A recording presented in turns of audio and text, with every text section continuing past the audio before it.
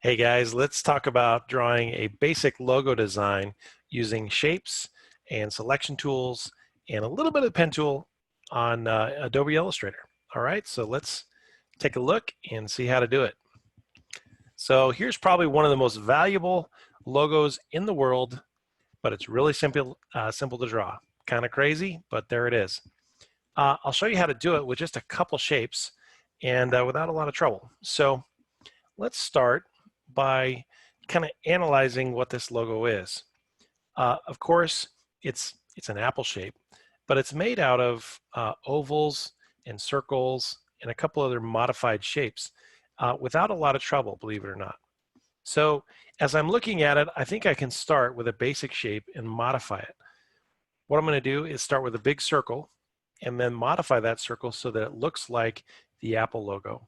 So the first step in the process is going to be to make an ellipse. And I'm going to switch to the ellipse tool. And before I draw the ellipse, I'm going to set it up so it's a little easier to trace. First thing I'm going to do is in my properties palette, I'm going to go ahead and set the fill color to none. All right. And what I like to do while I'm tracing is use a bright color like red or something so that it's really obvious the outline of my shape as I'm working. All right. And then I think I'll go ahead and increase the point size to like 2 or 3 there, make it sure it's really obvious. Now here's a little trick. When drawing a circle, it's possible to draw the circle from its center and keep it symmetrical. So what I'm going to do is hover the ellipse tool over the middle of what I think is the middle of the apple. I'm going to hold Option or the Alt key on my keyboard, and I'm going to hold Shift. And I'm going to go ahead and then drag and draw that circle. And again, it does not have to be exact. It just needs to be in the ballpark. So I want it to be similar to the outline size of the Apple logo. There we go. So that's in the ballpark. That's not bad.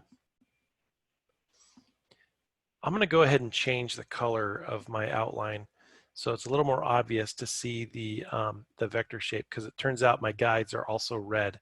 So I'm going to double click my stroke and I'm going to pick blue. So there, and I'm going to make that blue line a little bit thicker so it's obvious for you guys to see it. Now you can see the vector outline is in red. Okay, so now what I need to do is I need to add and position my anchor points in a way to match the outline of the Apple logo. The exception is I'm going to ignore the bite out of the apple right now. We'll get to that in a second step. So what I need to do to be able to twist and reshape and mold this circle so it matches the apple shape is I need to add a few anchor points. I need to add a few articulation points to this. So the simple way to do that is to switch over to the pen tool and look for the Add Anchor Point tool. What the Add Anchor Point tool does is it adds anchor points to existing shapes. I'm going to go ahead and click that one. And I'm going to look at the areas where I need to add additional anchor points. Now, with experience, I know that to make a curve or to make a turn in a shape, I need to add an anchor point. So what I'm going to do is I'm going to position the Add Anchor Point tool over the left on the top and the right on the top, where I see the rounding area of the top of the apple, and then also at the bottom, toward the bottom edge on the left and the right.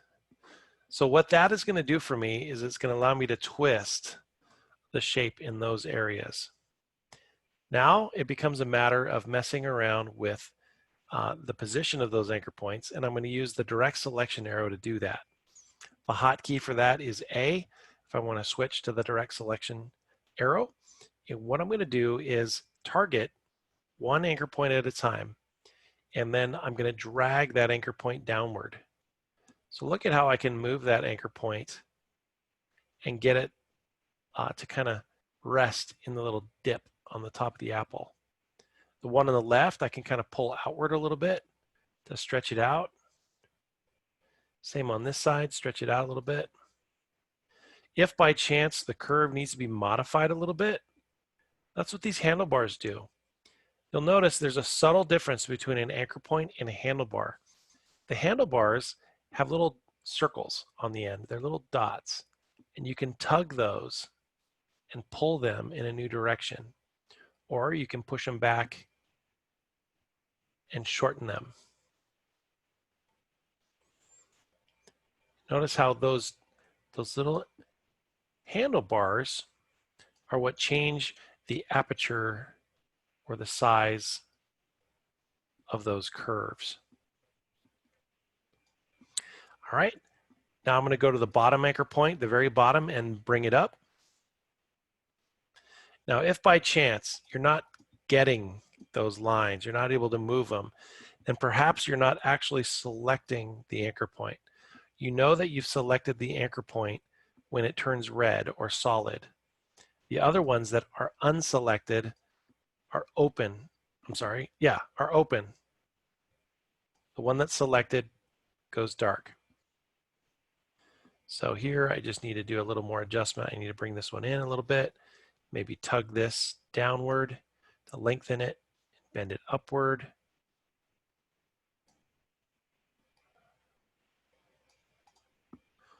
Twist it into position. Now that is looking pretty darn good just by tweaking that circle.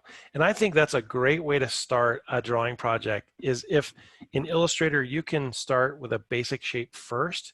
It's always easier to kind of manipulate that shape after the fact, as opposed to trying to draw it from scratch. Now later on, as you have more experience and you become more comfortable with the pen tool, you might just dive right in and go right with the pen tool. But for beginners, I say go with the easy solution first, and that may just be grabbing the shape tool and then tweaking it. Okay, now how do I deal with the bite out of the apple? Here's what we're going to do. I'm going to switch to the ellipse tool, and I'm going to draw a new circle. So I'm not going to try to bend and twist and manipulate that. I could, following the similar method we just followed, but then it's not going to be quite symmetrical, and this looks like a perfect circle or the perfect side of a circle. So why not just use a circle and then carve it up and carve the apple in a way that makes it look just right. So just out to the side here, I'm going to draw a circle. And again, I'm going to scale it or manipulate it or move it until I get it into the right position so that it's the right size. Now's the time to maybe cut one shape out of the other. And to do that, to make it more obvious, I'm going to turn off the stroke and I'm going to change this to a fill color. So the stroke color for this circle, I'm going to set to none. And the fill color, I'm going to go ahead and set to red so it's bright and obnoxious. The inside of the apple, I'm going to turn the stroke to none. And the fill, I'm going to go ahead and just set to black. Now in doing that, I've noticed that my circle, my apple, is a little bit out of phase with the original underneath. Now that I see that, I can certainly come in and do a little finesse on those handlebars, twist them one way or another, just kind of fix them a little bit. Do a little tweak. There we go. So that's much better. Okay, how do I cut one shape out of another? Real simple process. I'm going to select the two shapes. So now I have my apple shape and I have the red circle selected. Now I'm going to use the ever popular Shape Builder tool. Now on the toolbar, the Shape Builder has kind of like a couple little circles and an arrow. That's how you can tell what it is. This is a really good shape combination tool. So it allows you to add shapes to each other, and it allows you to subtract shapes from one another. In this case, we need to remove the red apple from the red bite from the black apple. So they're both selected. So you can see as I just hover the mouse, it indicates where I'm moving.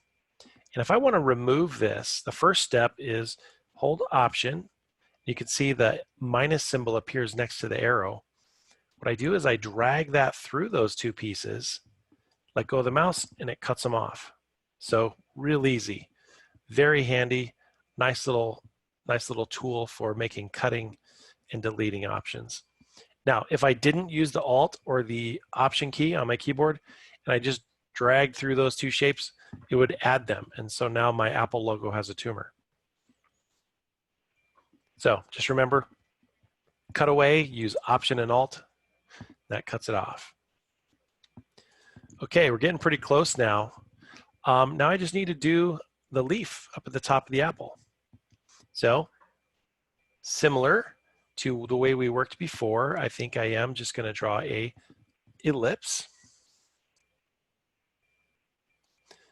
I'm not going to turn the ellipse just yet because it's a little easier to manipulate in its parallel form, in its horizontal form right now.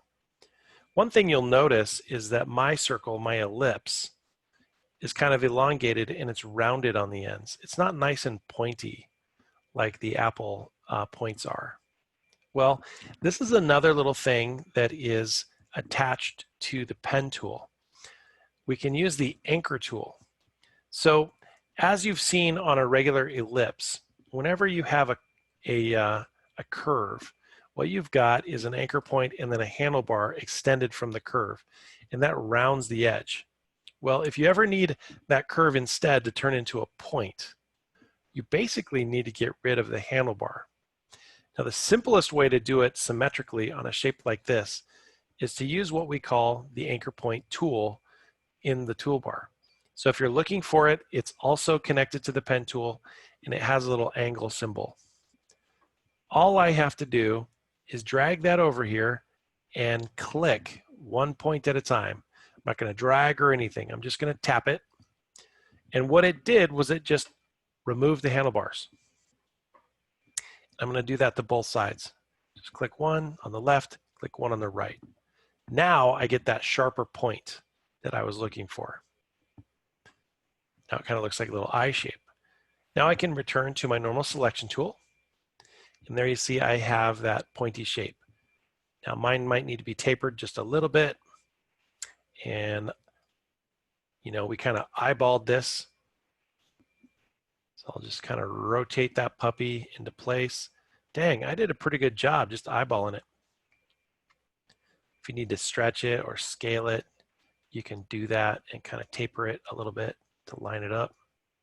But dang, I'm pretty awesome. So Apple, if you're listening and you need a new logo, give me a call.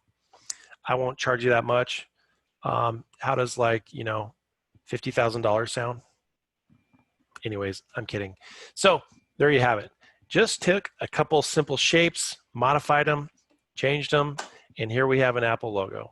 If you're working on your own logo, maybe that's a way to start. Build from some basic shapes and see what happens. All right. Thanks for listening. See you next time. Bye-bye.